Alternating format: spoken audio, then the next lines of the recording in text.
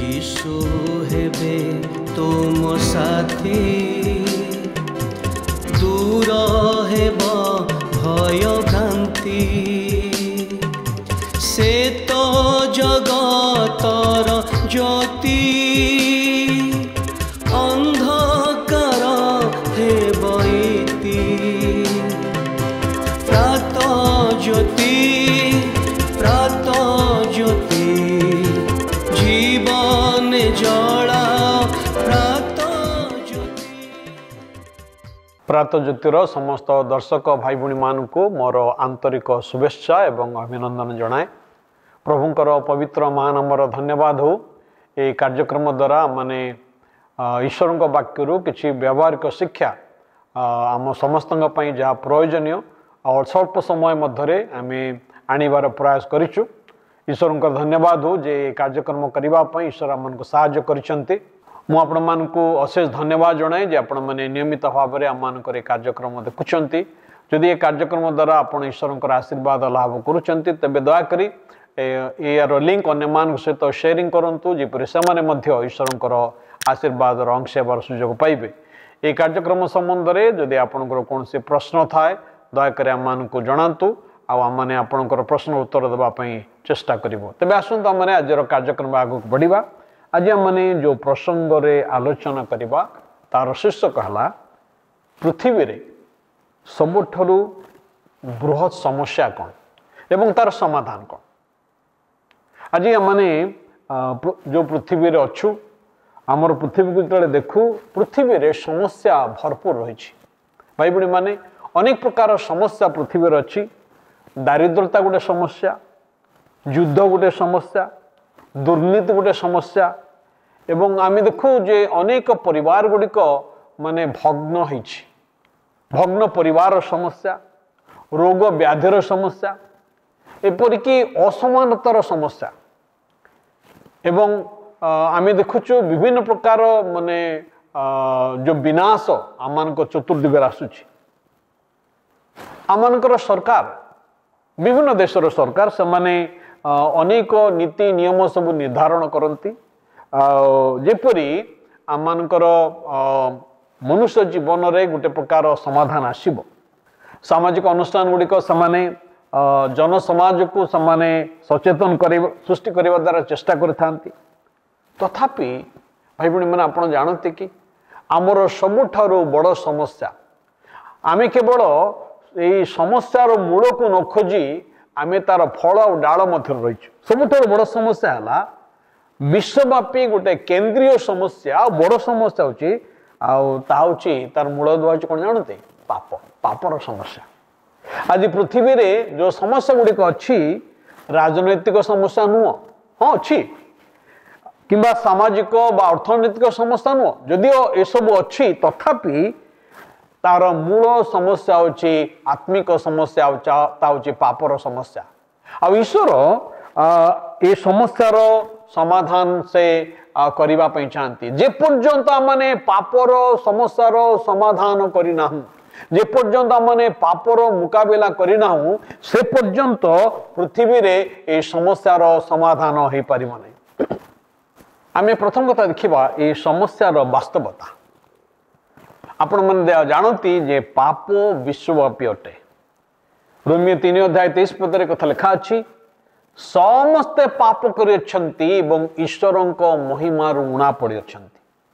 पाप कौन से निर्दिष्ट जाति गोष्ठी देश किंबा श्रेणीर लोकमान पाखरे नहीं मात्र पाप समस्ते ईश्वर का वाक्य लिखा अछि पाप समस्ते करियछंती। धनी दरिद्र शिक्षित अशिक्षित धार्मिक अधार्मिक समस्त को पाप स्पर्श कर।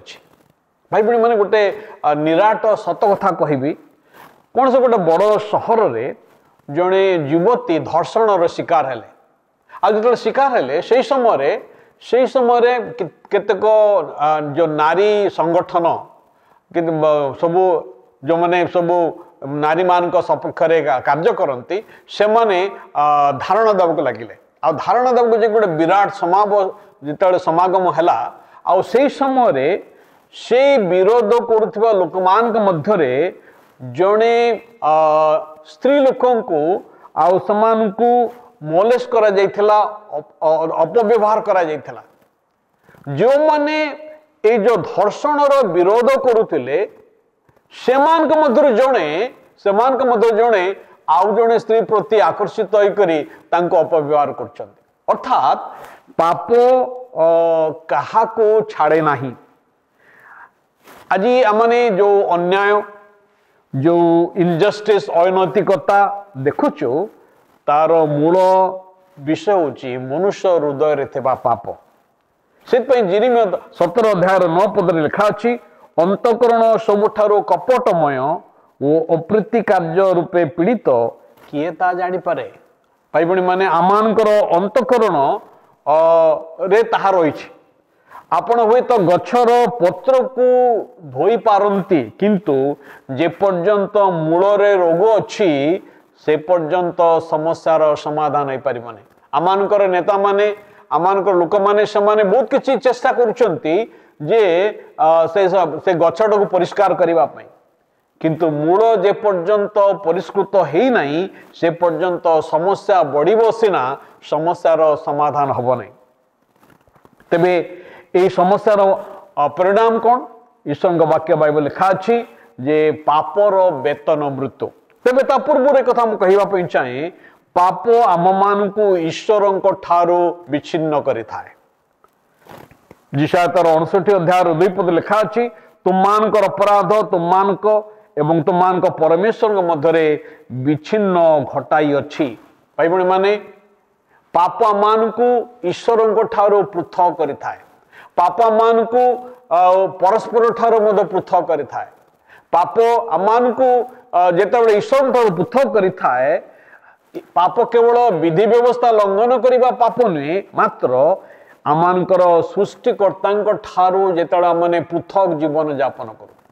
आमर सृष्टिकर्ता जे आमान को अपना प्रतिमूर्ति रे अपना सादृश्य रे सृष्टि करिसंती तांको ठारू जेतेबेले आमे पृथक जीवन यापन करू आ से समय रे पाप हेतु आज मनुष्य ईश्वरंकर शांति को हरई बसी।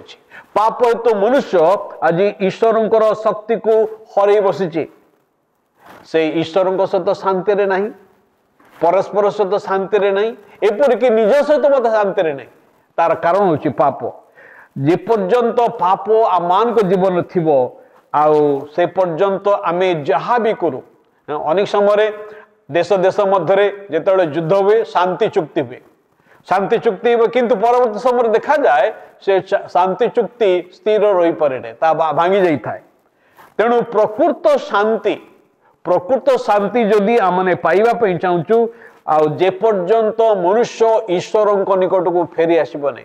भाई बणी माने से परमेश्वर से मनुष्य मान को आह्वान करती से मनुष्य मान को डाकती जेपरि मनुष्य माने तांको निकट को आसीबे। कारण आजिर समस्या आजिर गंडगोल आजिर भग्न विवाह भग्न समस्या जो समस्त लोभ असाधुता रही ता परमेश्वर ठारू विच्छिन्न हवा द्वारा ही अच्छी। यार समाधान प्रभु ख्रीष्ट निजे अटंती। प्रभु ख्रीष्ट जगत को आसिले रोमियो 6 अध्याय 23 पद कथा लिखा अछि पापर वेतन मृत्यु किंतु ईश्वरंकर अनुग्रह दान आमानकर प्रभु यीशु ख्रीष्टंकर सहभागिता रे अनंत जीवन अटे। ईश्वर जगत को से प्रेम कले एवं से जगत को सृष्टि करी से ए प्रकार भाव रे जगत को छाड़ी देले नहीं मात्र तार समाधान मध्य से देले। आउ से समाधान होचंती तांकर पुत्र प्रभु ख्रीष्ट। से आमानकर पाप निमंते कालवरी क्रूस रे हत हेले आमानकर अपराध निमंते से चूर्ण हेले एवं तांको क्रूस रे से बळी हेले कबर प्राप्त हेले एवं तृतीय दिवस रे मृत्यु को जय करूठी अछंती। जेते आमे तांको निकट को फेरी आसु जेतेबेले तांको जीवन रे आमाने ग्रहण करू से समय से कौन करिवे से आमानकर पाप सकल क्षमा करिवे आमानकर अधर्म सकल मार्जन करिवे एवं आमे जदि प्रकृत जदि समाधान चाहूचु तार प्रत्युत्तर होउची अनुताप एवं विश्वास। जदि आमे प्रभु ख्रीष्टଙ୍କ ठारे अनुताप करी आमर पाप निमंत अनुताप करी खेदयुक्त होई तांको निकट को आसीबु से केबे हेले हमको बाहर कर देबे नै। भाई बणी माने आज आपणकर परिवार को से सुस्त करबा पई चाहंती आपणकर व्यक्तिगत जीवन को सुस्त करे को चाहंती आपणके को नया जीवन से देबा पई चाहंती। पाप एवं शैतान आपणक जीवन रे जहा भी करि थाउ ना काहे कि ईश्वर आपण को एक नूतन व्यक्ति करने चाहते कारण प्रभु बाक्य लिखा जाए एणु जदि के ख्रीष्ट ठारे अच्छी तेबे से नूतन सृष्टि होई पुरातन विषय सबू लोप पाई आउ देख सबू नुआ होई आज समय हो जाइए आसंता माने पदे प्रार्थना करी शेष करवा। प्रभु तुम पवित्र महानाम को धन्यवाद दौछु। हाँ प्रभु जगत रे पाप अच्छी मात्र तुम्हें पापर समाधान करिछ। हाँ प्रभु तुम्हें आम को शैतान बंधन मुक्त कर दया कर तुम सत्यता को जानापी जीवन तुम ग्रहण करी तुम पथरे चलवाई आम तुम्हें साहाय्य कर। ये कार्यक्रम देखुवा प्रत्येक भाई भाई मान को आशीर्वाद कर। ये प्रार्थना जीशुंकर प्रिय नाम उत्सर्ग करुछु। आमेन। नमस्कार।